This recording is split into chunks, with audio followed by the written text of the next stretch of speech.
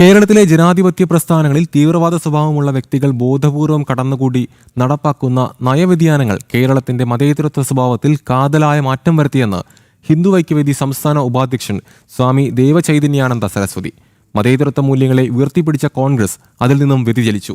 ഭൂരിപക്ഷ MLA-മാരുടെ അഭിപ്രായത്തെ ജനഹിതമായി മാനിച്ച് നിയമസഭാ കക്ഷി നേതാവിനെ തിരഞ്ഞെടുക്കുന്ന പരമ്പരാഗതമായ കീഴ്വഴക്കങ്ങളിൽ നിന്നും മാറി ജമാഅത്ത് അടക്കമുള്ള തീവ്ര സംഘടനകളുടെ സമ്മർദ്ദത്തിന് മുൻപിൽ കോൺഗ്രസ് ഹൈക്കമാൻഡിനെ കീഴടങ്ങേണ്ടി വന്നുവെന്നും അദ്ദേഹം പറഞ്ഞു.